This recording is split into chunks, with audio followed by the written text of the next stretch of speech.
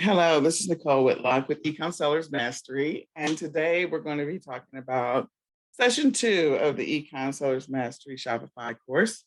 In this session, we're going to go over some things, and we're also going to talk about niches. So last week, we didn't get the opportunity to really take a deep dive into niches. So looking for a status update from you. Did you get a chance to watch last week's session? If you didn't, you still have an opportunity to go do that. Did you log into the membership site? If you haven't, I want to encourage you to go do that. You also have access to the session that we did last year, so you can always watch that one as well. Did you join the Mastery Facebook group? If you haven't, we want to ask you to go ahead and do that. And then scroll down here. Let me stop the pause. Resume. Sorry, me and my mouse are not always in agreement. I'm trying to move the little control panel.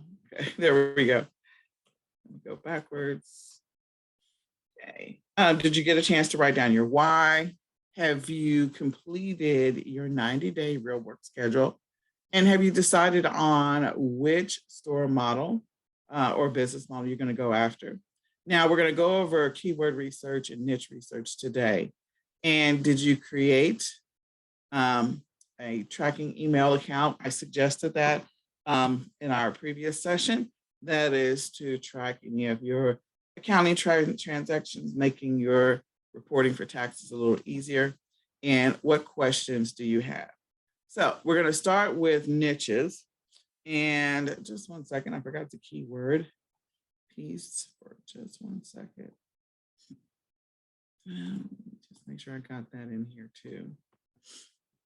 I have to modify my training from the last time I taught it because there's been some, some enhancements to stuff. So I want to make sure I include everything that's going to help you in your business.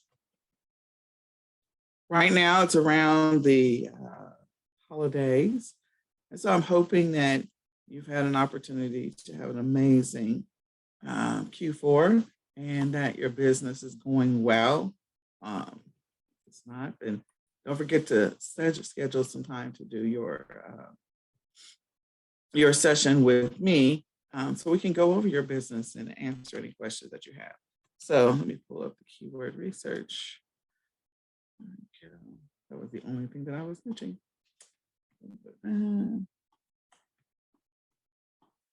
Okay.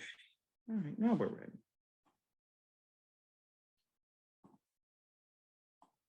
All right, share my screen. I apologize. Evidently this morning I need a little bit of grace and mercy. Okay, so last week we talked about adjusting your mindset, building a real work schedule, why you should go with Shopify, talking about the different store models and the business models. And we talked about a little bit about niches. We're going to take a deeper dive into niches here in a second. Today, we're also going to we're going to talk about setting up your Shopify store. We're not going to do it. We're going to talk about it. We're going to talk about everything that you need. We're talking about the store themes, collections, menus, features, establishing a domain, and then social media assets. So that is what we are covering in today's class. So the first thing we're going to get into is kind of taking a little bit of a deeper dive into keyword research. You hear that often, keyword research.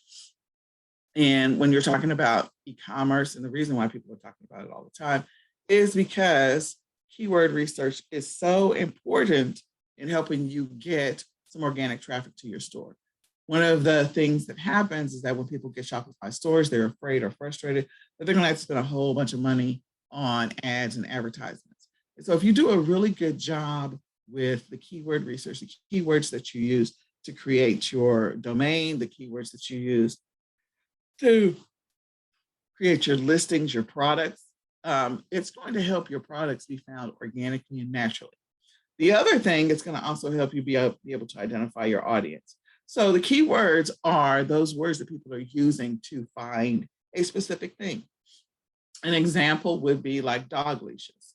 So if I maybe was selling, I don't know, neon light dog leashes to walk dogs. Maybe the neon light is the light that that's on the leash, somewhere on the leash, whether it's around the collar or whether it's around the long stem of the leash, so that when people that walk their dogs are looking for a leash, that mine comes up. So if I'm going to create a listing, I'm probably going to create a listing that has dog leash in the first 5 words of the title of the product that I'm selling. So the neon light just indicates a specific type, that it has the light in it, but the fact that I'm including dog leashes. And then if I bought a domain and I am specializing in only selling dog leashes, I might include the word dog, or I might include the word leash, or I might include some kind of related word, so that those people that, again, are looking for dog leashes, my site will organically and naturally come up. So you want to make sure you know what are the words that people are using to look for your product, whatever that product is, or what are the words that are related to the product that you're about to sell. So last session, we looked at a site called, a Shopify store called Meowitons. Meowitons. So when you hear it out loud, meow, well, that's something that cats say. So it makes sense that Meowitons is the name of the site. And so when I come to the site, I'm going to automatically think cats, automatically, without even hesitating. Cats come to mind.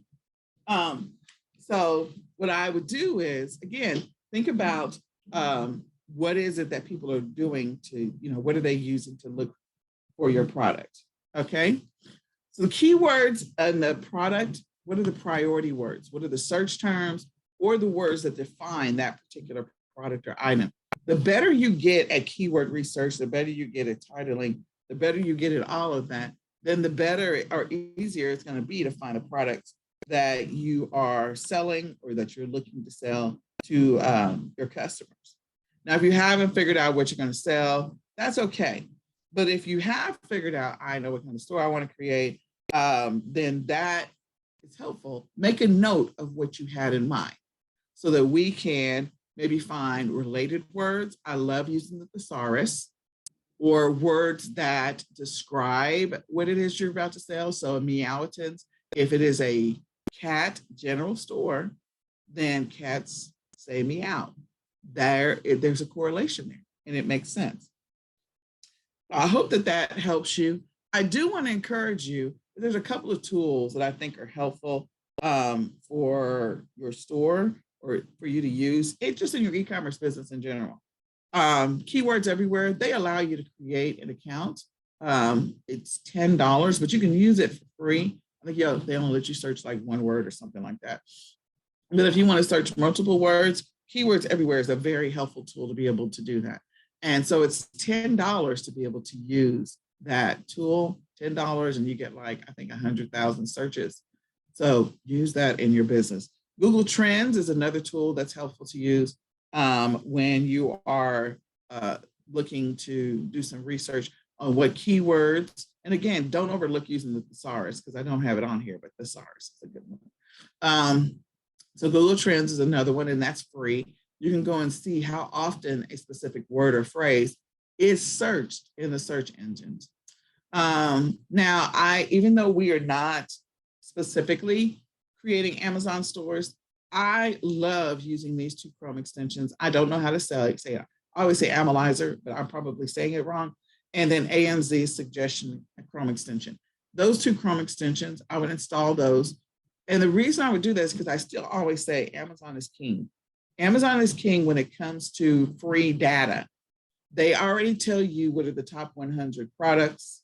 So you can search Amazon top 100, or you can search Amazon bestsellers, and it will tell you in any specific category what are the top 100 products in any category that are selling right now, that are moving right now, because it changes from day to day, hour to hour. So what are the top 100 products that are moving or selling right now? And then you, as a person that is selling products, you can use that information, go into that category. Maybe you're selling in baby, and maybe you're selling in under baby, you're selling toddler learning toys. So you literally could go into baby, choose toddler learning toys inside of Amazon, and then go look at the top 100 products that are right now moving and reverse engineer those, dissect them, research them, look at the titles for every single one of those Amazon listings, look at the keywords in the body of the listings themselves so that you can get an idea of what are some of the words. Look at the phrasing. If you're not really sure about the keywords, what I had one of my VAs do once was I told her to go pull up, relate the products that we're selling, go pull up 10 of those in the Amazon top 100. Just pull 10 of them up. And once you pull up those 10, use that to go and use that to write down what it is that they put in that listing. You're going to find the common words that they're using over and over again. And those common words that they're using over and over again are the keywords that you need to make sure you put in your listing. And she was like, her mind was blown. So again, pull up whatever your product is. If we're talking about baby toddler toys, go on the Amazon top 100, pull up baby toddler toys, and look up 10 listings in baby toddler toys. Pick any 10 in the top 100 that are related products, because there could be any number of things that are in the baby learning toys, but find all the same products or similar products or related products. And then from there, use that information to help you on your journey to figuring out what are the keywords for that product.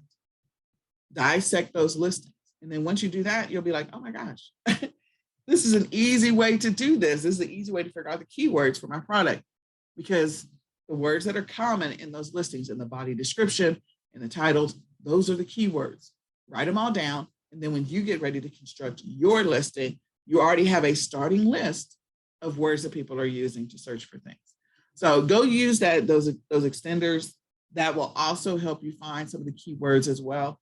You can go to any search engine, go to Walmart, Amazon, whatever, type in the beginning of your product, the beginning words of your product. So if I start the words dog and I do space L, then if dog leashes automatically comes up, it's also going to tell me the next 10 words or next 9 words that are also starting with dog L. And those are the organic, naturally. These are things that top 10 things that people are searching for. Whatever shows up without you finishing the rest of the sentence, those are things that people are already looking for. So use that to your advantage, use that to your benefit, and use it to help you to make money. So the next thing, let me just go to the next activity. Hold on. Okay.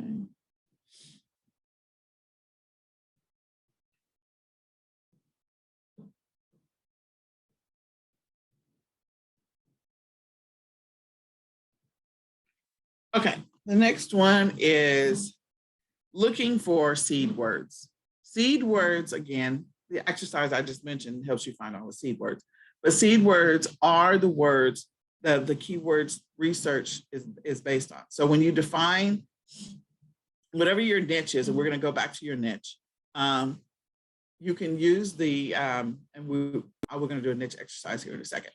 You can use the tools that we just talked about to help you figure out the keywords or the seed words for your particular product. You can also use it to help you build a list of related items. Because again, if you do that exercise of going to Amazon Top 100, and you just type it in Google, Amazon Top 100, and then typing in baby learning toys, space baby learning toys, or toddler learning toys, or just learning toys, toddler, either one of those orders. Then you go through those 10 products that are similar or related to your product that you're thinking about selling. And maybe you don't know which product you're going to sell yet. So we're going to figure that out in just a second. But you go through there, and then from there, you start to write down all of those words that are keywords. Those are going to be the seed words, or the ones that people are using in their listing. People are using to make sure, even if they use related words, like something that parents might be searching. Maybe they're not searching toddler learning toys. Maybe they're searching preschool, or maybe they're searching some other early learning, early childhood. Maybe they're using those words. So all of those words that are bringing you back to toddler learning toys are all going to organically show up when you do this exercise, when you go through and dissect 10 listings. The other thing is, if you are selling a specific product, go look at the keywords that are in your competitors' products. Go figure out what words they're putting in their listings. Write those down, make a note of it. Because again, this is going to help you when you get ready to develop your listings. And it's also going to help you when you come up with ideas, whatever your domain is going to be for your store. Okay. The next thing is, I talked about the keyword search tools. We've already gone through that. And then we're going to go through an exercise where we're going to study your niche. We're going to dissect your niche. We're going to find out what information is going to help you decide that this is a niche that is actually making money. One of the biggest challenges that people have is they don't know what to sell sometimes. They're like, I don't know what to sell. I don't even know where to start. And so what we're trying to do is solve that problem by actually making sure that you're picking a niche. And a niche is a narrowed down focus on a specific thing. If I go backwards and I talk about cats. So talking about cats, as we kind of segue to the Meowton store again, the Meowton Shopify store. Talking about cats is just talking about cats. Now, do you want to sell cat products or are you a cat fan? Well, you know, cat fans, if you create like a Facebook group for cat fans, you can sell your cat products to those cat fans. There's people that love cats, maybe they like black cats, maybe they like striped cats, whatever it happens to be. They're going to definitely go to that particular store, maybe, or they may find your store because of the fact that, again, you're focusing on black cats. The focus on black cats versus all cats is a niche. Focusing on cat products is a niche. Narrowing it down to say cat play toys, cat food, cat costumes. Cat costumes is a niche. Cat food is a niche. So you're narrowing it down, and maybe you're going to sell a variety of different cat food. I'm not a cat fan, but I'm just using that as an example because the Meowton store is a niche. It's a niche store, but it is a broad niche store. They sell everything related to cats, everything, versus a place that only sells one specific thing. So if I go back and talk about the dog leashes, again, you're selling one thing. And your specialty is dog leashes. That's it. You're focusing on dogs and you're only selling leashes. And you're niching it down even further by just selling the neon light leashes. So you're going to study your niche and figure out what people are looking for when it comes to the products in that specific niche. Think about what you want to sell and think about, you know, what people are looking for. You're going to ask yourself a couple of questions, like, are there forums? Are there groups? If there are Facebook groups, you know, you can join the Facebook groups and do some research. Are there Q&A sites or blogs like top 10 issues with dog leashes or top 10 issues with, cat toys? And so I would read that article and I would find out the issues with the dog toys. If I'm going to sell, cat toys. If I'm going to sell cat toys, I want to know what the problems are so that when I get ready to create my listings, I create the reverse type of listing, meaning my listing solves the problems that these people are complaining about in this particular blog post. So you're going to find out what are they struggling with when it comes to the specific product that you decide you're going to sell.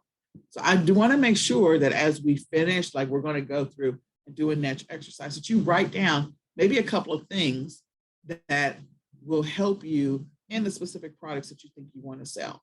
Think about the products you want to sell and write down a couple of things about those products as we get ready to do the niche exercise. So a niche, again, what is a niche? It's an opportunity to narrow down on a specific category group, something that people are going to buy. Dog leashes was my example. That is definitely a niche. Dogs is a niche.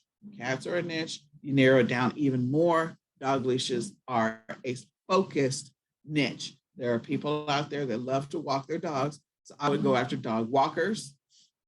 And maybe I want to focus on small dogs versus big dogs. Maybe I want to focus on a specific dog breed. Again, narrowing down to a specific group of people that are looking for a specific type of product or that have a specific type of issue. Maybe there aren't strong enough dog leashes for big dogs. So that's a problem.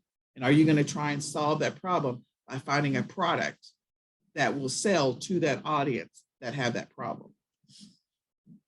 So why you need a niche? In Shopify, we do encourage, you can have a general store with products like the cat Meowton store, where they sell all things cat related. They sell cat, they even sell coffee mugs with cat designs on them. They sell t-shirts for the owners with, all kinds of cat sayings all over them. So they have a whole print on demand aspect of their business. They sell products that are specific for cats. They do everything from cat health to cat, playing to cat, cat cleaning, like all of that stuff. So they sell a bunch of stuff around cats, even books and books on cats. And then they have notebooks with cat designs on the front. So again, it's a general store, but it's themed all things cat related. If you decide you want to do a general store, that's great.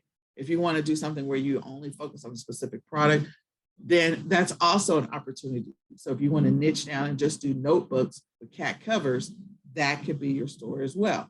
You choose whether you're going to go broad or you're going to go deep. But the reason why you need a niche is you need to find a product that there's a specific audience is looking for, and use that to your benefit. Use that to help you build out your store, build out your brand. So you do need a niche, because then you can focus 100% on serving and supporting that particular community. Okay. So we're going to do some niche research. The first thing is, we talked about the keyword research. Go out there, 10 products, those 10 products, use that to do some research in Amazon Top 100 and find 10 products and related items that if there's a product you already want to sell, go look in that subcategory and find 10 products and dissect those listings. Okay, that's the first thing you're going to do. Activity number one, go to Amazon, do some research on a category in the Amazon Top 100 that you are wanting to sell. Now, if you're starting in ground zero and you're like, I don't have anything, I don't know where to start, I got nothing I want to sell, then we're going to do an exercise to help you find some stuff about you. It's about you now. Okay. So I believe that everybody has niches available to them. They just don't pay attention to it.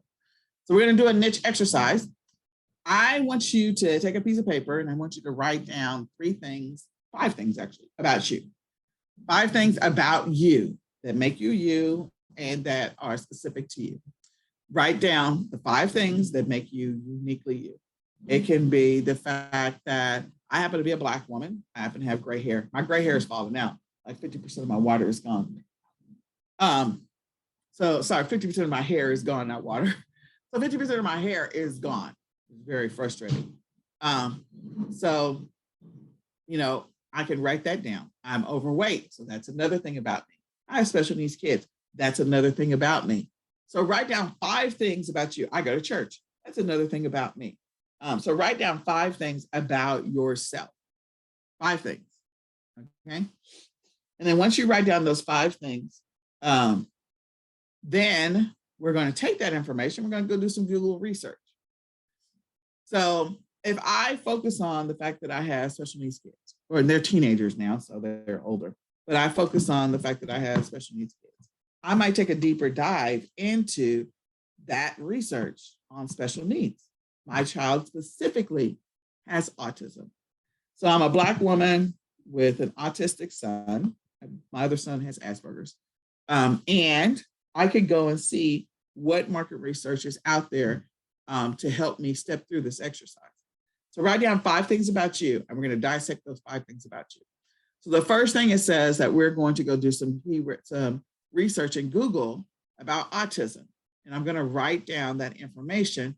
Are there products out there for autistic children or for parents that have autistic children, even for autistic adults? Like, are there products out there? Are there books? Are there learning toys? Are there therapies? Is there a whole industry? Well, there's a whole industry around treating children that have autism. They do speech therapy. Because I know this journey. They do speech therapy, occupational therapy. They do ABA therapy. Sometimes they may even do physical therapy. They can do vision therapy. There's all types. There's a whole industry around this particular community. Okay. The second thing, number 3, we've done number 2. We're getting ready to do number 2. We're live. So the third thing is to look at past and current trends. So you could look up Google Trends and you can go and see How often are people searching for autism? How often are people searching for autism therapy? How often are people searching for Black autistic, children? Or how often are people searching for autistic children? How often are people searching for autistic treatments? All of these are things that I know about. So when I say write down 5 things about you, then when you take a deeper dive into that particular category, you're going to be discussing or talking about things that you have an intimate knowledge about. There is something about you that you have a deep, intimate knowledge about, that you know a lot about, which means you know that audience and their pain points, and you can find and locate products to help solve their problem because you have a boatload of knowledge about that particular problem. Okay. So I'm going to go to Google Trends and I'm going to look up a bunch of searches around autism, autistic children, autism therapies, autism treatment. Again, therapy and treatment, I'm using my thesaurus, those related words, similar words, so people are looking for maybe autism treatment, maybe they're looking for autism therapies. They're looking for something that is autism related. So autism is my key word here. Then identify the problem of your niche. So I'm going to go look for reviews, maybe around products or services. If I decide that I'm going to create a service-based business, then I'm going to go find out look at reviews around the service. The way that I do that is I do a Google search. I look for things that have 5-star ratings. And I'm not looking for something that is actually 5 stars. I'm looking for 5-star ratings.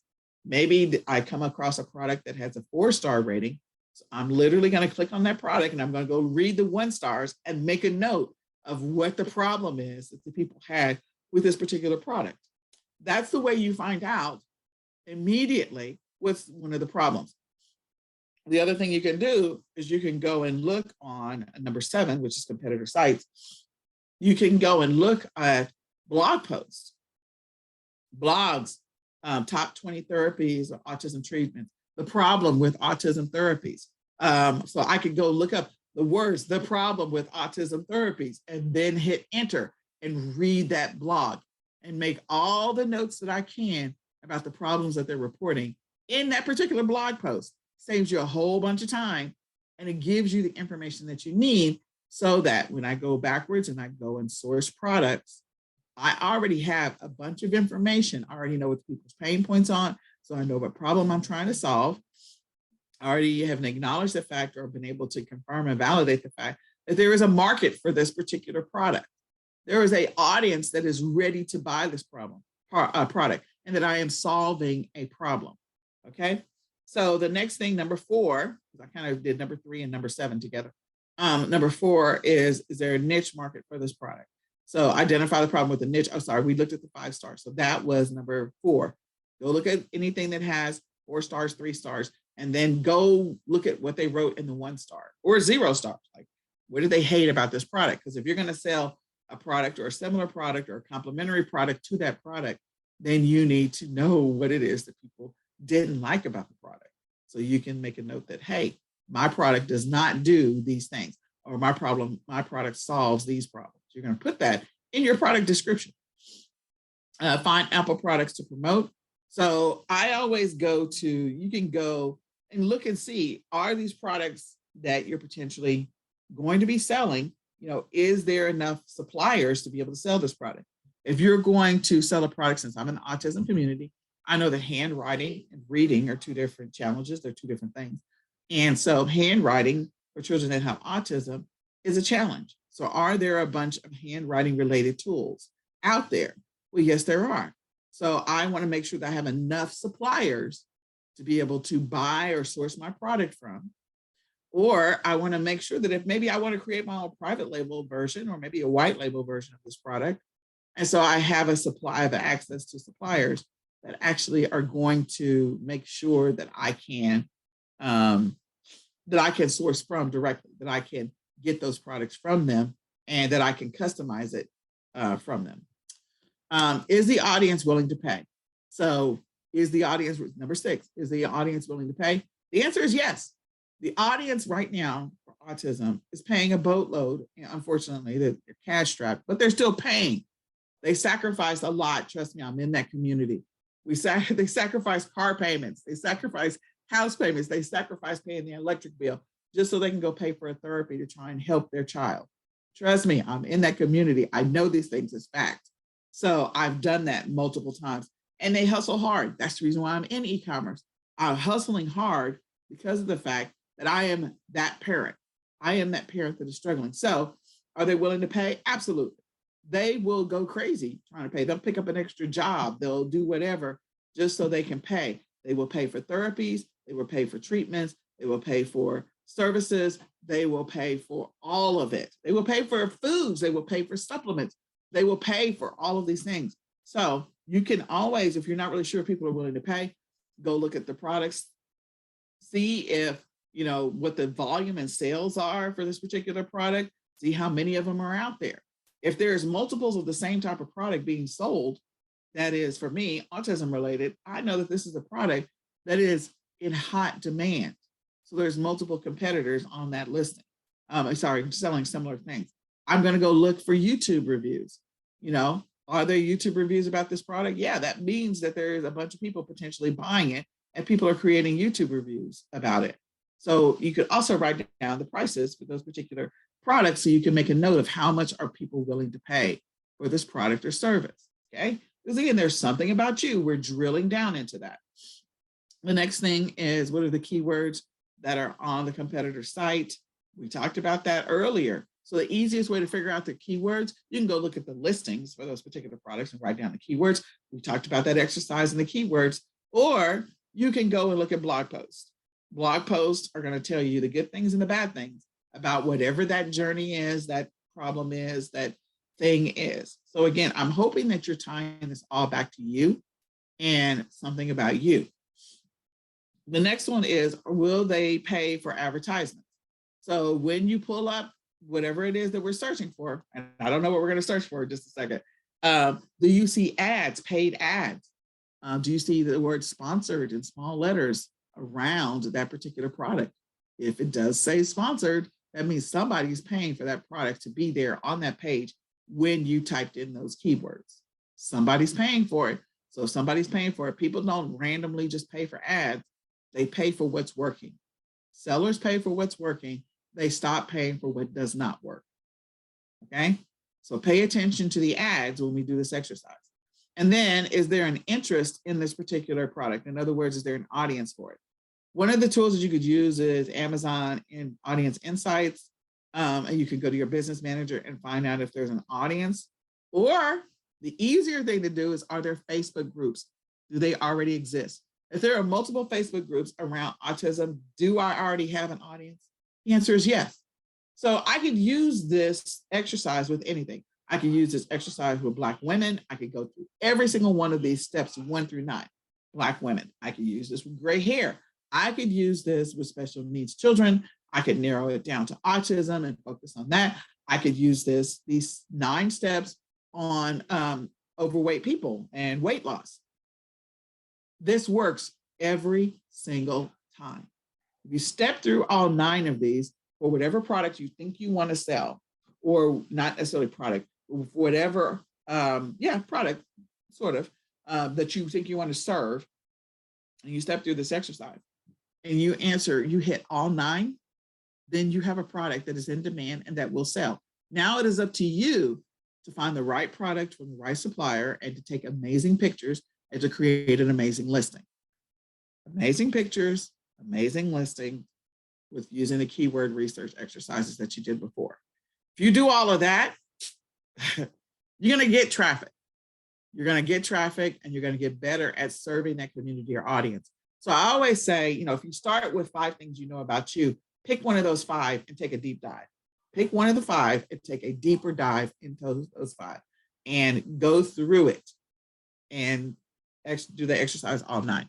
So I'm going to exit out of this for just a second and we're going to do Google. I have to keep popping back because I don't have these memorized. I'm sorry. I don't have it memorized. Me and my mouse are fighting. I have to get a new mouse.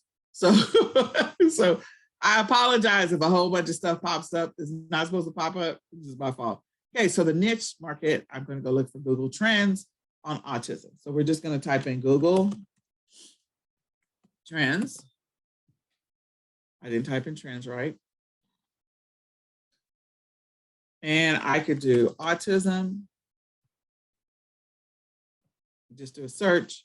I could do autism. I could do autism spectrum disorders. I could do autism therapies. I could choose autism. So as I'm going through here, this is telling me the searches from last year to this year around autism. You see that there's a spike in searches up here. So the interest is high. And then it continues down. Sorry. Continues down. So you can see that there are searches, and then they're telling you where a lot of these searches are coming from.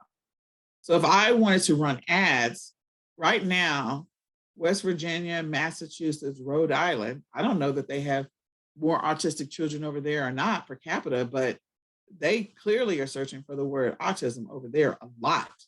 I don't know why that is, more so than Texas. I'm in Texas, more so than Wyoming. Wyoming only has 55,000 searches. So again, it's very interesting, the data here for the word autism. So if I decide that I'm going to search autism spectrum disorders, again, going through and looking at the data, I can see again, April, the reason why there's a spike in April is because that's Autism Awareness Month. And so Autism Awareness Month, there's always going to be a spike in that, those searches. They're going to continue to go up. And there's another spike in October. In October, I know what happens in October. I just can't think of it right now. And so there's another spike and then it goes down. So again, look for words about you. What did you write down in your 5 words? And take a deeper dive into the 5 words about you. These are facts about you. Okay. So if I had said overweight or weight loss, I could choose those again using the thesaurus. Remember, thesaurus is your friend too. Google and thesaurus together are like the magic sauce. So I can see when it comes to weight loss, beginning of the year, people they're looking, but they're not looking as much. It looks like in March, which is around spring break, it takes a deep spike there. Okay. And I'm looking over the last 12 months, I could expand that and go over the last 5 years and see if that is the common trend. Why am I looking for that? Because I just do the drop down over the last 5 years.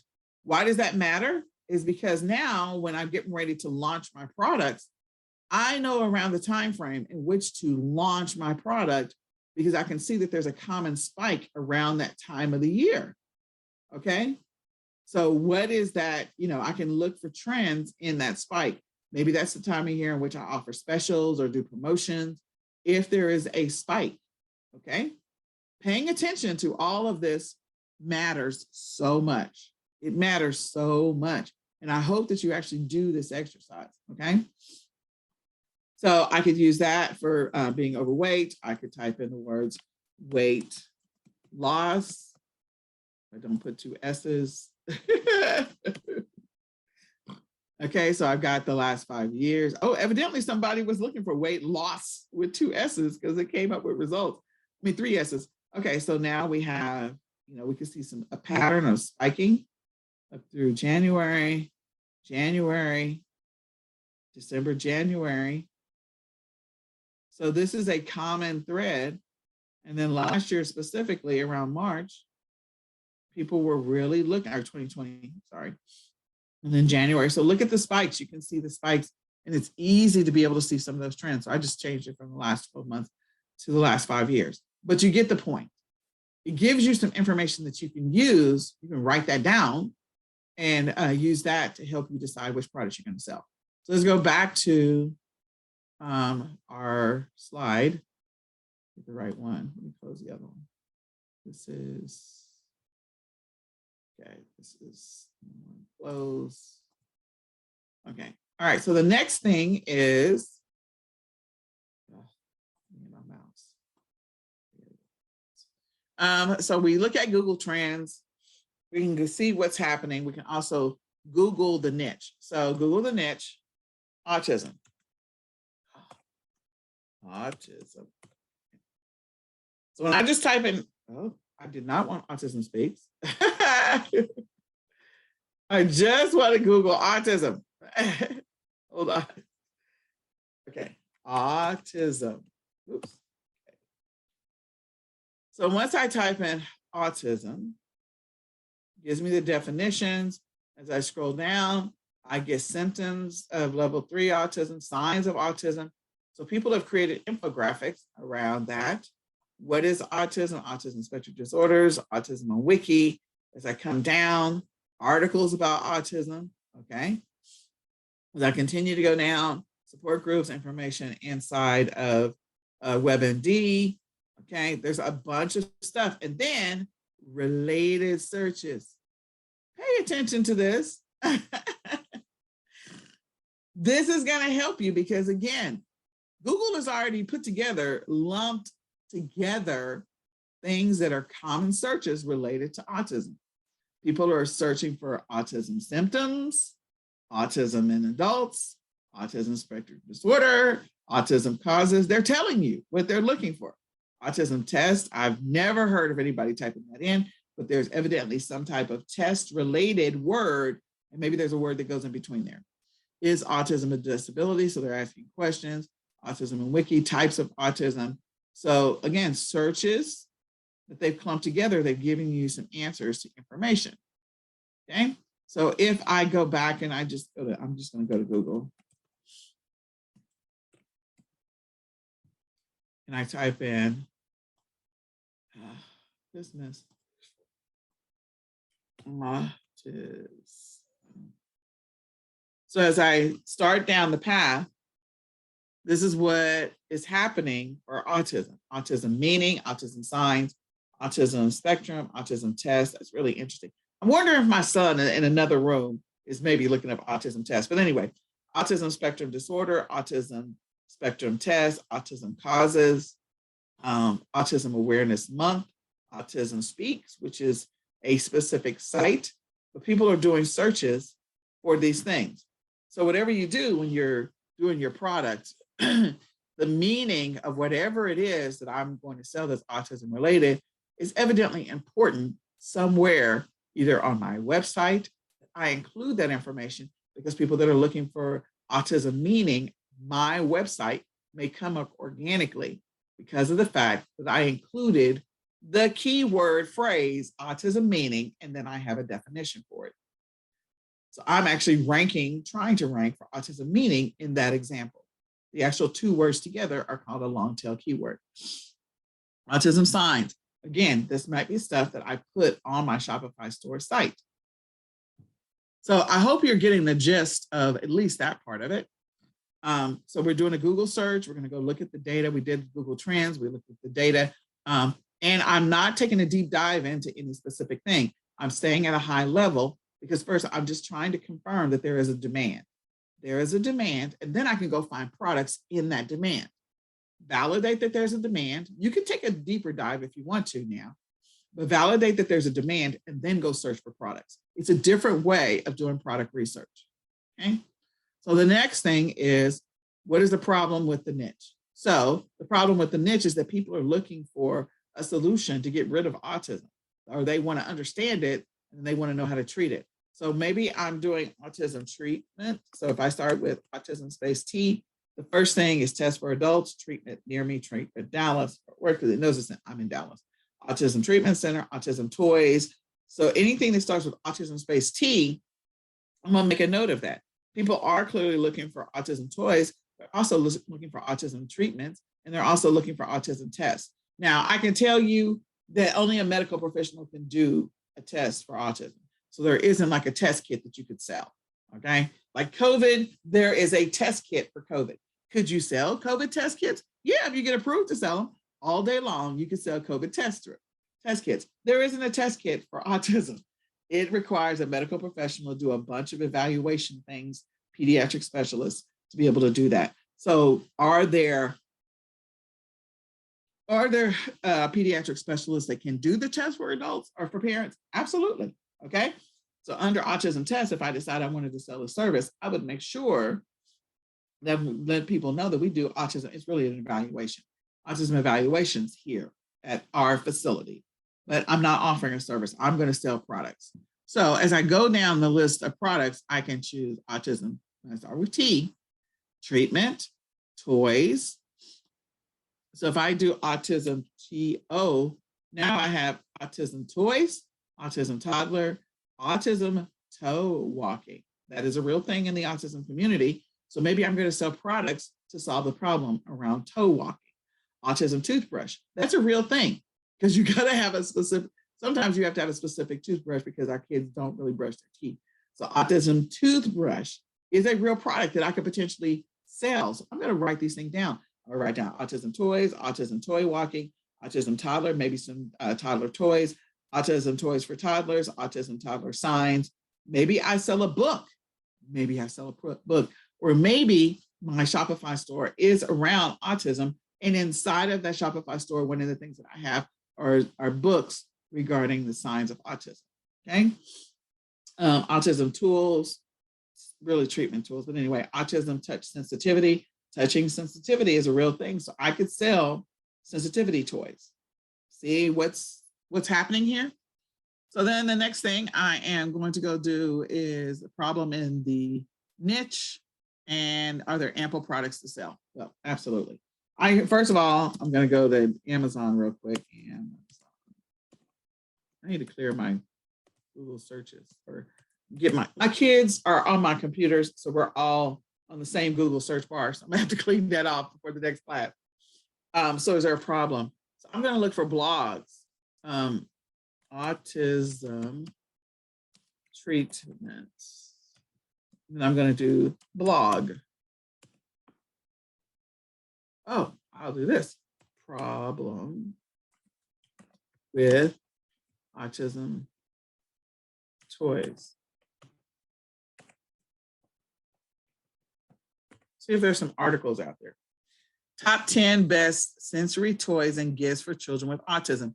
Do you think that if I click on that, I could literally find some of these products or related products or similar products, and now I could sell these products because they're already telling you what the 10 best are. They're telling you what the 10 best are. What is an autism sensory toy? That's Autism Speak article. 5 best types of toys for children on the autism spectrum.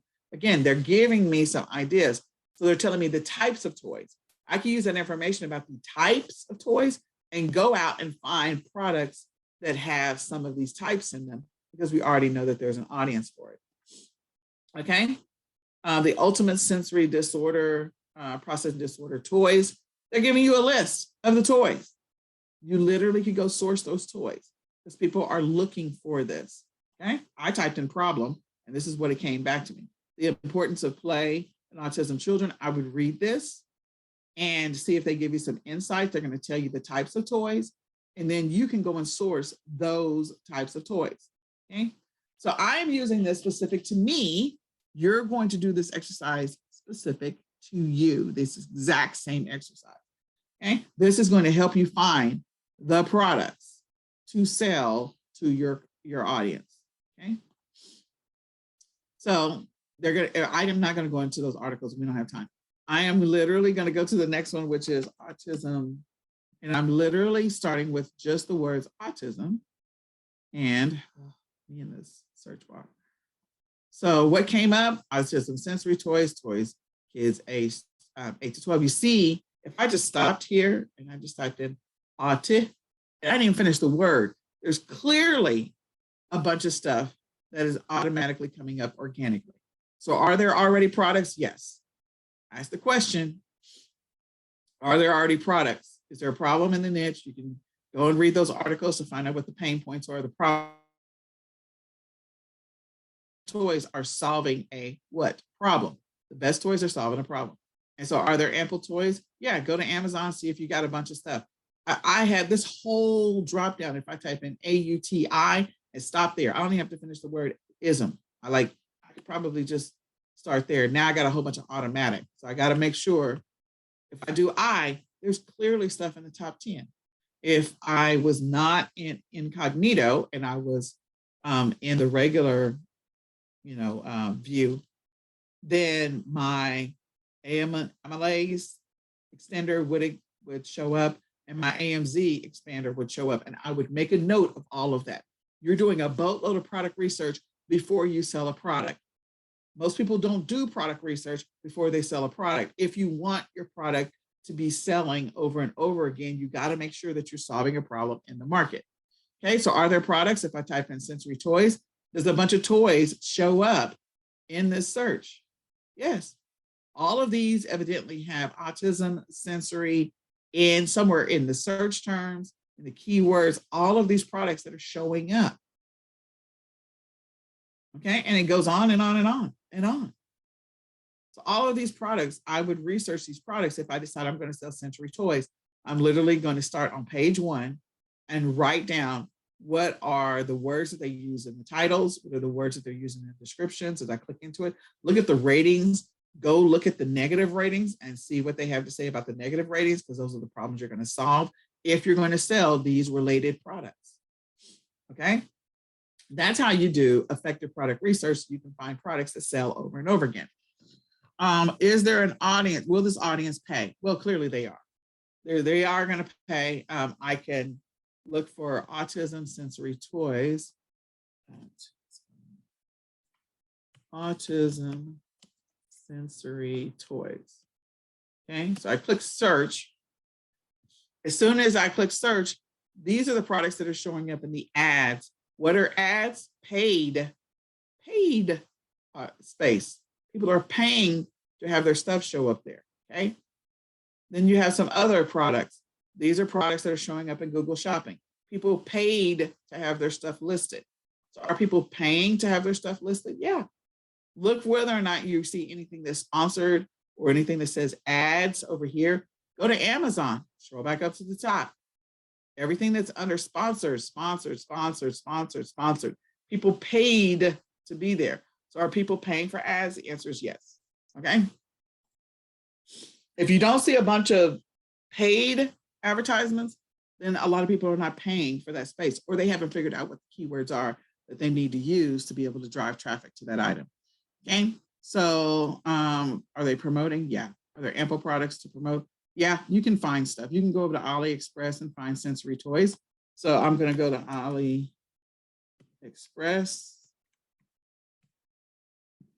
And if I go to AliExpress, can I find sensory toys? And again, I'm just using my thing. You have your thing. You got to write it down. I don't know what's on your sheet. So you got to write your stuff down. What's on your sheet?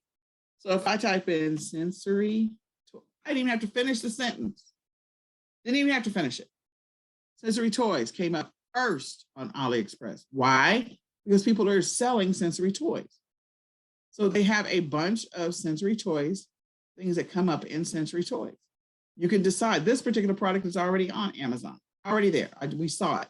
I think this one is too. So again, selling these types of products. So go take a look. Yeah, this one, yeah, those are all on there. So how much I don't know why this is coming up in Canadian dollars. Anyway, I have to fix, they think I'm Canadian. Okay. So I'm not in Canada, I'm in the US. So anyway, I'll fix it. I'm like, why is this coming up Canadian? United States. Thank you. Say, I'm not Canadian. All right. So anyways, you can see the US dollars. And so now that you kind of know the hack trick of find the demand first, then sell the products. You can open up a Shopify store that sells sensory toys that solve a problem. Okay. You're making a note of all those keywords that parents are using to search for products. Okay, so are there analyze competitors? You literally could just use Amazon to analyze competitors. I've already gone through that exercise, which is, pull up some of those listings, write down the keywords, write down what they use in the title, the description, what is the price point, all that other stuff. Now, validate, and then online advertising and sponsoring, we already saw that they were paying. Are people willing to pay for these products? Yes. Is somebody already paying for space to sell their products? The answer is yes. We saw paid and sponsored ads. So then the next thing is, so the answer is yes and yes. So we literally went through 1 through 8 already. then now I literally, when I do this for real, like when I'm trying to find a product, I do take a deeper dive. I do spend more time than what we're doing right now. I at least spend an hour to 2 hours doing all 9 of these exercises just to make sure I got a good niche. And then once I do that, then I go search for products. So if I spend an hour doing this, then I'll spend an hour searching for products to sell that answer all these questions. Okay, so then number 9 is the audience. So I'm going to go to Facebook because it's the easiest thing to do. And once I go to Facebook, I'm going to look for what? Autism communities. I'm just going to save myself time. I'm not going to try, like, we know Autism Speaks has a community, blah, blah, blah. There's a bunch of different autism communities. I am going to go directly to, I have so many messages. I'm going to go directly to, in my search, autism. And then once I do that, I can do just a search for groups. I'm already in a bunch of different groups, so I know what's going to happen here. I'll go ahead and hit search. So I'm in a bunch of different groups. But what you can do is type in the word and come down here over the side. If you look over here and look for the word groups and click on it. And these are there autism groups? The answer to the question is yes. Yes, there are autism groups. So is there already a group of people that are looking for potentially your product? The answer is yes. 115,000 members, 2,000 members, 4,000 members, 14,000 members, 27,000 members. You get the point. 13,000, 25,000, 7,000. Do I already have an audience for my product? Yes. If I run Facebook ads, I could target the word autism. I can target autism spectrum disorder. I can target autistic. I can do all of that because there's already groups that have that word in their group. And my ads are going to show up in front of those groups. I can even find a leader in the autism community and people who like their page. I could run Facebook ads on people who like that person's page. So if you were doing fitness, maybe there's a couple of leaders in the fitness community because maybe fitness is your jam. So, or maybe fitness is where you want to go. Maybe you're one of your top 5 things was losing weight. And so you go find a person that is a fitness specialist in the industry. You're thinking about Facebook ads and you create ads for people who liked that particular industry leader's page and target them, and your ad will show up in front of them. Because why? They like that person, maybe because they like their workouts or because they like to follow their tips on weight loss, fitness, exercise, health. So again, great thing to do. I could put my ad in front of people who liked Autism Speaks, or people who liked TACA, which is Talk About Curing Autism, or people who liked some of these other Autism Society of America. I literally, if you like that page, National Autism Association of America. So if you liked their fan page, I can target you when I create Facebook ads because I'm going to go after people who liked certain pages. All right, so was that helpful? Was that helpful to go through that exercise? Please tell me if it was. I would like to know in the chat. We're going to continue on this slideshow journey. I hope that it was helpful. Okay, so the next thing that we are about to do, we're going to go through the rest of this a little quickly. Shopify. So now we're getting to general information about Shopify. We want to make sure that as maybe you're struggling, maybe last week you were struggling, or last session you were struggling with, I don't know, what type of store I should create and what my niche is going to be and whether or not I am going to have a niche. Am I going to have a narrowed down niche? Am I going to have a broader general niche? I don't know. So that's the reason why we go through that exercise, so we can figure that out first before we actually create our store. Okay. So with Shopify, the great thing about Shopify is that they will host your site without charging you extra money. There's a dashboard that we're going to see. You have paid themes. That means the look and feel of your store. That's what the theme is. Whether or not it looks great on mobile device or whether or not it looks great on the desktop. Then you can also see, different things about the different stores. So maybe there's a theme that works great for toys. Maybe there's a theme that works great for makeup if you're going to sell makeup. Maybe there's a theme that works great for fitness. So there's a couple of different themes based on industry that may be helpful for your store. There's paid themes and there's free ones. Free ones means that you can set up the look and feel of your store without paying extra money. Paid things means that you have to pay a subscription in addition to your Shopify subscription every single month for that look and feel of the store. So I'm going to go after free things, not going to go after paid ones. You can sell an infinite number of products on using their site. You can get some reports and data. They have free apps. Apps are the way that your store works. So what I mean by that is, do you have a pop-up as soon as you come to your store to ask people to sign up for your newsletter and get 10% off? That's an app that makes that page do that. Do you have maybe the sale thing that shows up or clearance that shows up? Are you offering a discount? Are you putting together bundles? So all of that are related to apps. What your store does. How do you make your store stand out from everybody else's? You have 24/7 support. They have some great support. It's integrated with social media, so you can integrate your Shopify store into your Facebook shops, into your Instagram shops. You can even integrate it with other stores like Amazon. There's an integration for Amazon. There's an integration for Walmart. There's an integration for eBay and Etsy. So that's a great thing about Shopify. It can handle in-person sales or online sales. So maybe you have a storefront. Some people have a storefront. So it can handle both of those without any problems. They do have a helpful community. So the price for your Shopify store is roughly going to be about $29. When you do it, you're going to do a free 14-day trial. So just telling you, you're going to do the 14-day trial, and we're going to build your store with the 14-day trial. So we're doing that next week, next session. Do not create your store today. And when we get ready to pay, I'm going to recommend that you start off with the basic, which is $29 a month. So this tells you a little bit about what you get with the basics. And it goes from there. And then there's some other expanded stores as you begin to have more volume and more stuff happening. You can use that. And then Shopify Lite. There's Shopify Lite, and it's $9 a month. So if you decide you want to sign up for Shopify Lite, you can also do that as well.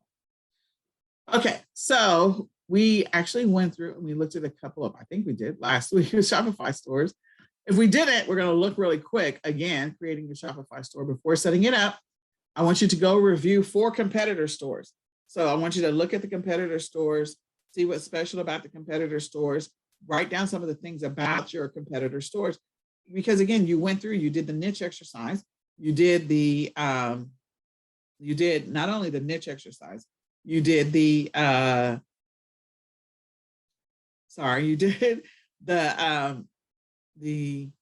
looking at products or reverse engineering and dissecting products to figure out what the keywords are going to be for potentially some of those products. So you did a little bit of research. Now we're just going to do a little bit of research about our competitors. We want to look and see what the look and feel of the particular store is, what logo, what colors they have, what's the font. Pay attention to their navigation, pay attention to their page layout. How are they displaying their pages? What type of offers are they making? So you're going to go find your activity this week is going to go look for competitor stores. So 1, you're going to do keyword research activity. 2, you're going to do niche activity. 3, you're going to go look at competitor stores. And you're going to look for products that you're going to look at the look and feel of the store, and you're going to look and see how they display their products. So let me just do something real quick. The way that you can look for Shopify stores, this tool of ours, my nemesis here, is list of Shopify stores. Okay. So you can type in the words list of Shopify stores, and this says top 100 Shopify stores of 2021. They're giving you a list of top 100 Shopify stores for 2021. You can search for your particular niche that you think you want to go after. So I could go after sensory toys over here and see what type of stores they have. I could go after, if I was going to do weight loss or hair care products, for people that are losing their hair because of COVID, I could go after that. So go look at, you can use this link and I'll put it in the chat, top 100 Shopify stores. So let me just see if they have a search. They don't have a search. Country, region, category. Maybe there's just toys. They have toys. Okay. So I could go and look at this particular store and dissect the store, see if there's anything that's helpful there about this particular store. So this is a Shopify store. You'll notice when you first come to the store, the first thing that you see, I always pay attention to these things. So make a note yourself. I pay attention to the bar up here. They're offering free shipping for kits. I have an immediate pop-up. Look at that. So that is an app pop-up asking me my child's birth date and also my email address. And they're going to give me a list of ideas. Write that down. That's a good one. So if I decide I'm going to sell sensory toys, I literally could have them give me the child's birthday. Why does that matter? Because I can market to them over and over again as we get closer to that child's birth date in the future. That was smart. And I have their email address. And I can send them a list of sensory related ideas for that particular child based on their age. So again, send me ideas. I love this. Okay. So I see the toys in the first part of the scroll. That is another big deal. Sometimes people build Shopify stores and what you're selling is not in the first part of the scroll. And so then people have to figure out what you're selling. They have a simplified navigation. They said navigation. They have courses and they have shop. Okay, so evidently they have courses. I don't know what kind of courses they have. So they're actually offering a service in addition to toys. So make a note. Maybe there is something that you can offer a service in addition to toys. Then you've got the different age groups. So it looks like they're giving you some information. So this is educational. When I was talking about autism meaning and autism test and autism whatever, again, they're giving things meaning and defining and giving you some ideas. Made for learning, stage-based. So they're giving you some information. They show this child in front of toys. This is great. 2 shelves. So yeah, 2-in-1 shelf toy storage. They have these other toys. What I do love about it is they are showing minorities. I love that. So they do show different kids, but they are showing minorities. They've got toys for STEM. They've got courses on parenting. And so they're showing you all this stuff. And for those people who, they like a specific type of learning, which is Montessori type learning, the technique, they have toys that are laid out for that Montessori type of look and feel. So these are real videos of kids playing with their toys, and they're showcasing their awards. And as I scroll down, they give you an opportunity to sign up again. And then they have information about themselves at the bottom, which most Shopify stores will have this information at the bottom, including their social media assets. And then they have their policy down at the bottom. Do not sell my personal information. So their privacy policy, their terms, their accessibility to the site map, all of that is at the bottom. So they're giving you some information. They also have their little tags for the Better Business Bureau and the fact that they have an app. So wow, this store is doing a lot.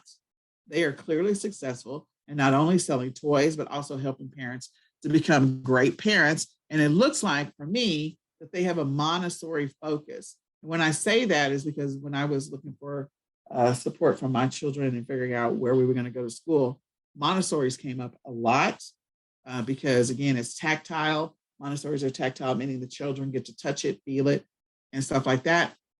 So this is an amazing store. I love this store. And then I would look at the courses if I wanted to, but I'm not really interested in that.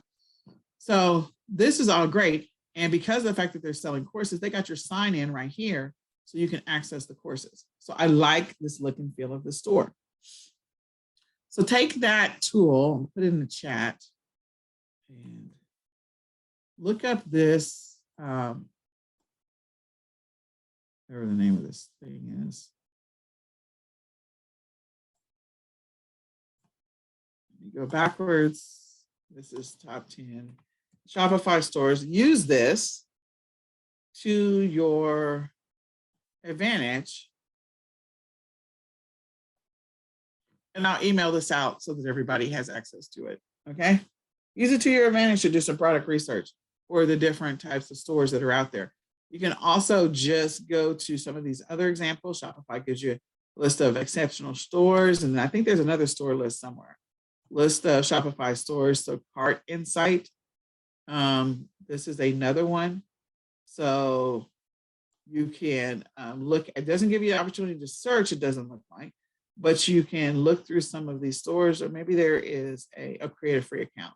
So you can create a free account to look at some of the stores to get an idea on the types of stores out there. So there's 2 tools for you right there that you can use to help do research on. Let me put this one in another window so I can make sure I email it. All right.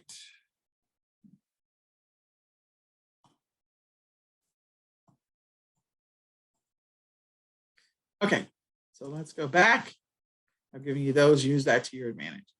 So basically, we were going to look at these stores, and you could look at the stores and see what, some things you write down. These are just example stores. They're not any specific niche.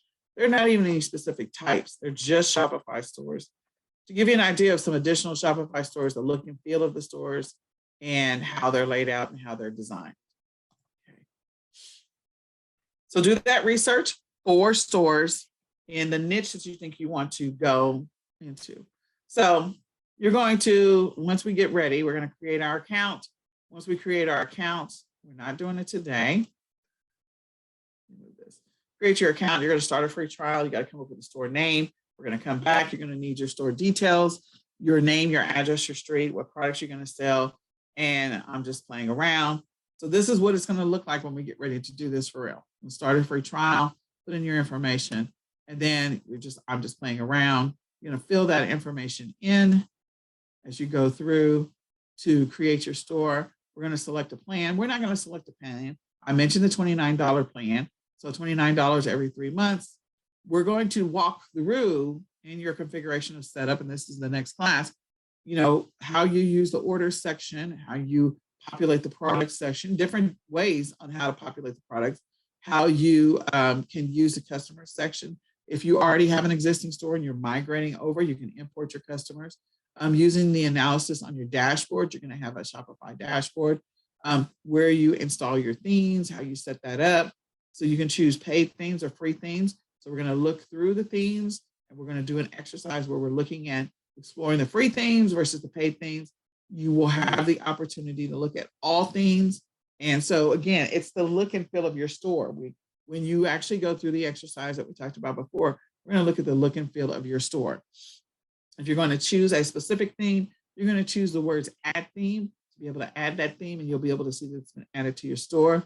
This is where you go and add your domain. So let's go into adding your domain, your email address, your all of this fun stuff that we're going to do, we're going to need to have done before we create our store. So I kind of talked through some of the things that we're going to do when we get ready to create our store. The first thing is that you will need an address. If you are outside the US, there's a couple of different tools that you can use for a virtual post office box. If you don't have an address for your business and you don't have a PO box, then you can, get a box from the UPS store, you can get a PO box, or you can use these anytime mailbox or virtual post mail. And they are sites where you can use them as your mailing address. Now keep that in mind. This is what's going to show up on either on your site or when people need to return their products. So if you don't want stuff returned to you, or you don't want your physical address displayed, you could use these tools, create an account with these websites and let that be your virtual address. You just need to make sure that if you're going to do that, that they can, how often they're going to forward your stuff to you, because these are all virtual mailboxes and not physical mailboxes. So if you decide you're going to use them, that's the anytime mailbox and virtual. They're virtual, they're not physical. Email address. You need to create, you should buy a domain eventually.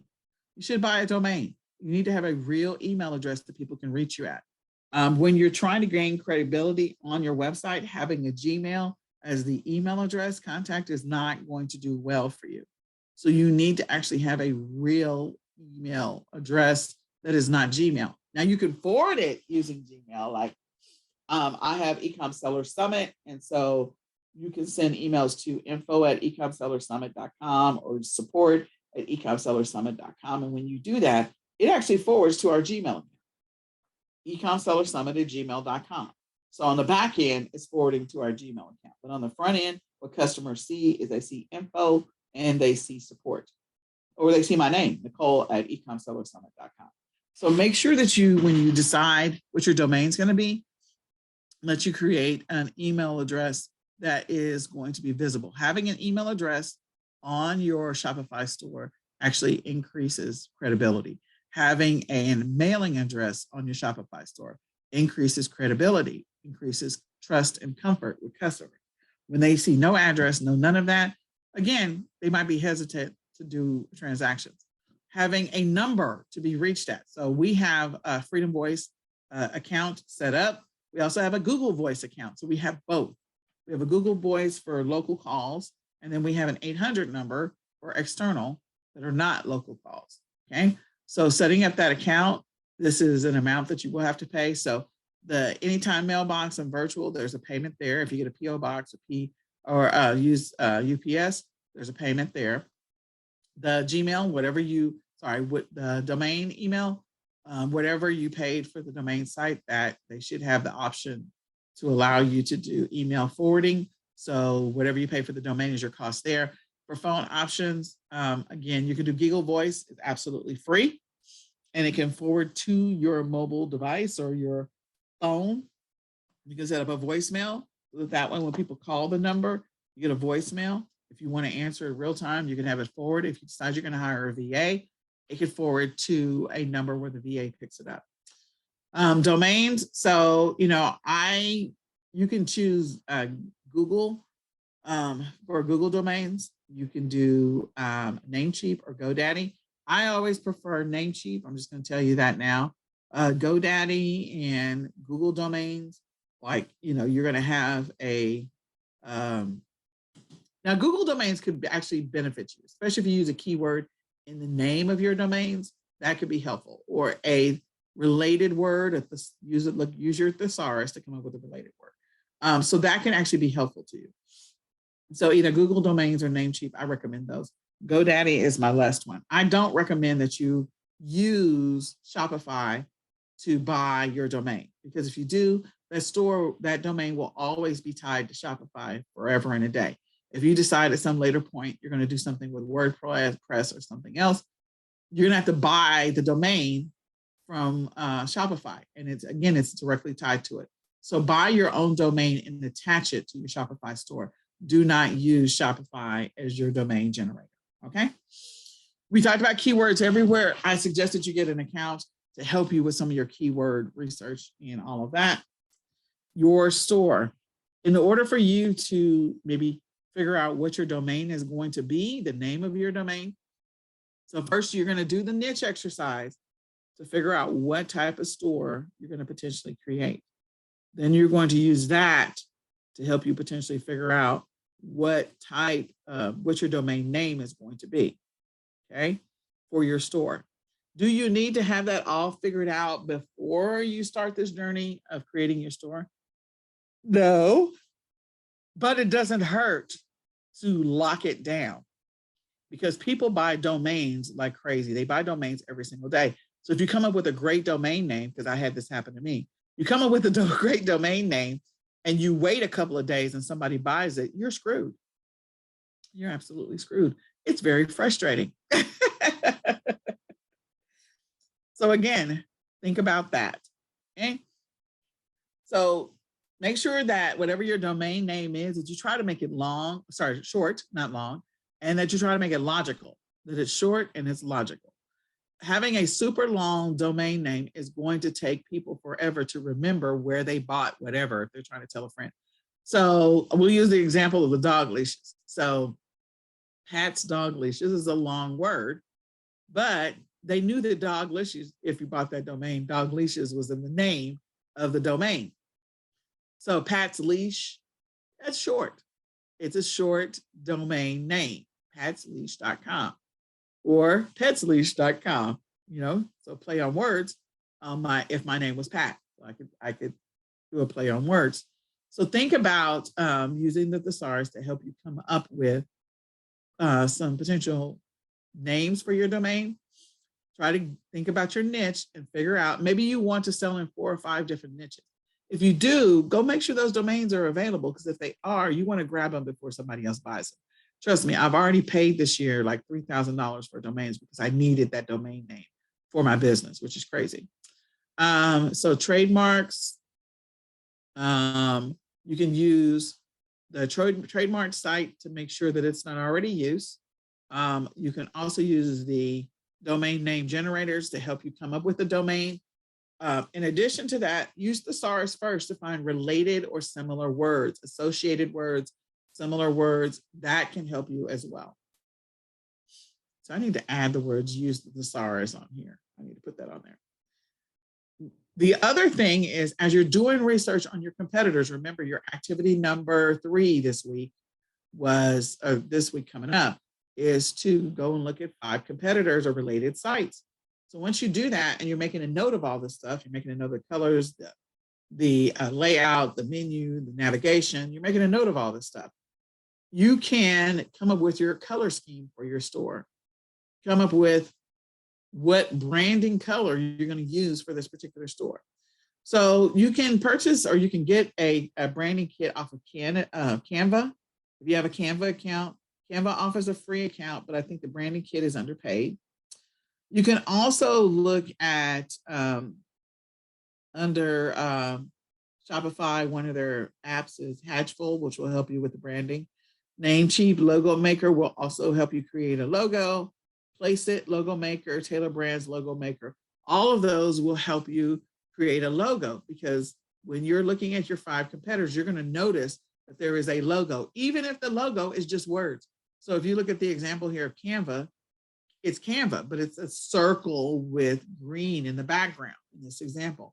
So that is their logo. Their logo is their words, like Pepsi, or Coca-Cola. Coca-Cola's logo is just words. It's not any type of specific logo. It's just words.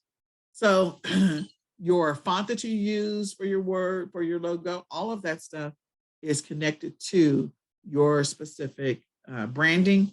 You need to figure out what your branding is going to be. Develop a logo. You're going to need a logo next week. Find your graphics that we're going to put onto your store. We looked at a couple of those stores. You see those images that show up in that first scroll. Even if we go get fake images, we still got to have some images to start the process of creating the store, so we know where things go.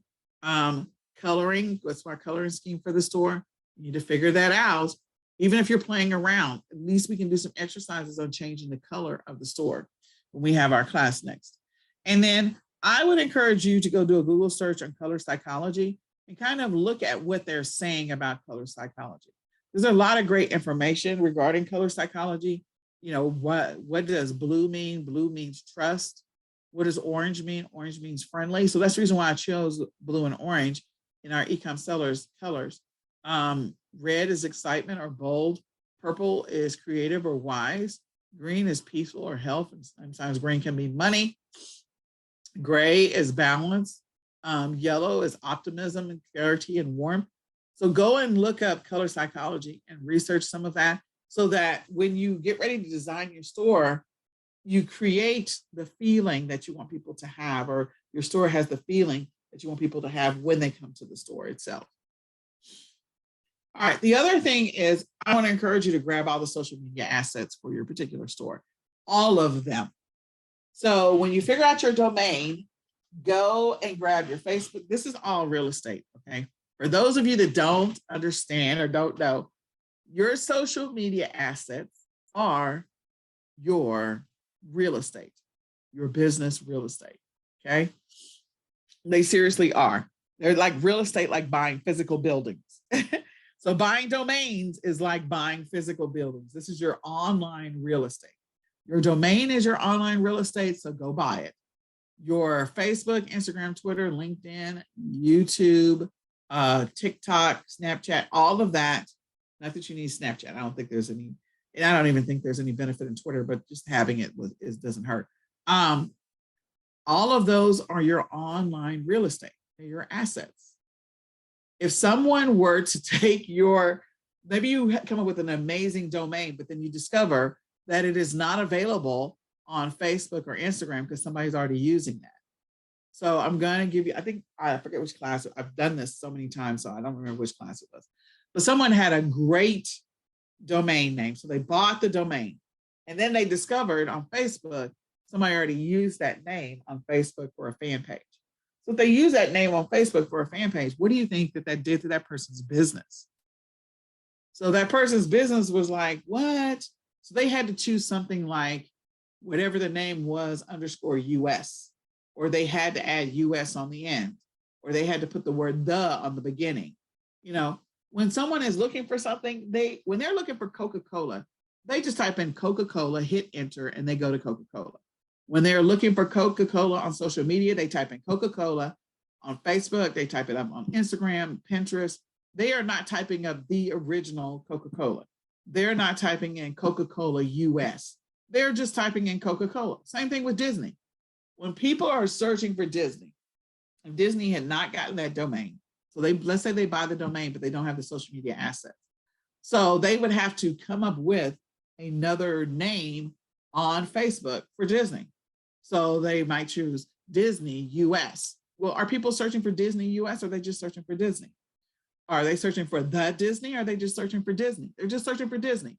So make sure that whatever the name is that you have for your domain, that you go and make sure that the social media assets are available as well. And if they are, immediately create your account. Immediately create your Facebook account, your Instagram account, your Pinterest account, your LinkedIn account, your Twitter account, your YouTube account.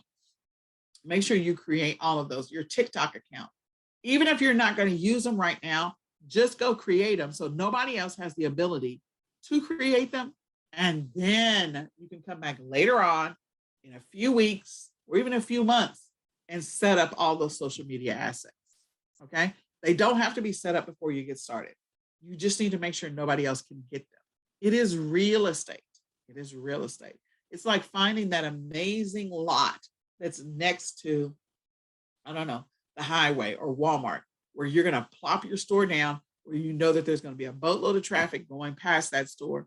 So you don't want anybody else to get it. But then you don't go and put in a bid to buy that land. You just decide you're going to wait and somebody else buys it and put something else there. And you're like, what? Yeah, don't do that to yourself. Don't let anybody take your social media assets. Go park those. Okay.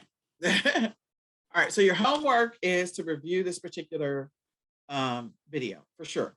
Go do that. Your homework number 2 is to go do your keyword research. Do keyword research on potential products that you're already thinking about selling. Go see what the keywords are that are in the listings and the titles for the products you want to sell. Go install the Chrome extensions. Go do all of that. In addition, the other thing you're going to do is you're going to do the exercise on niches. Go through steps 1 through 9. And when you're done, because again, you're writing down 5 things about you, then go back and do the other 4. In that search, you're going to actually end up finding products. You're going to find a list of products that you potentially sell just by doing that one exercise. 5 things about you will probably yield you at least 40 products. Seriously, 40 potential products.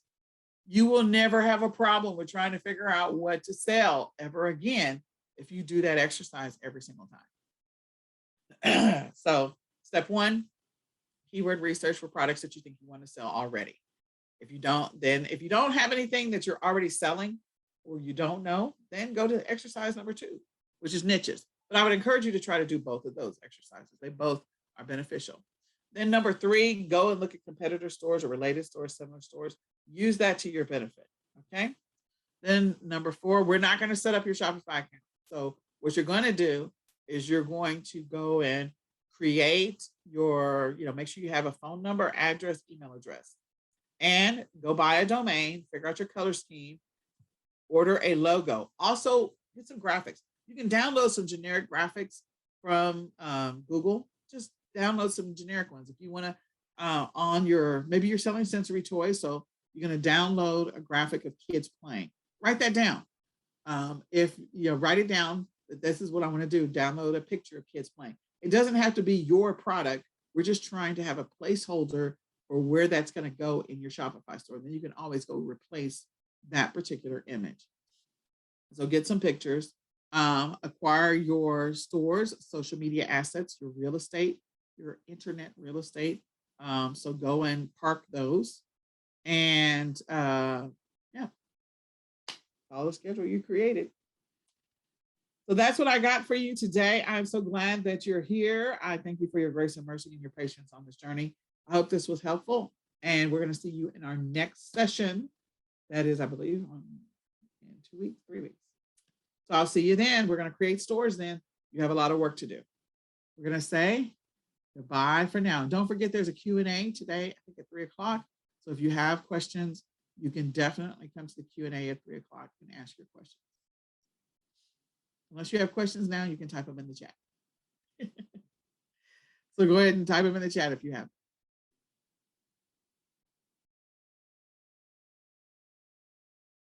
All right. We'll see ya when we create some stores. Bye for now.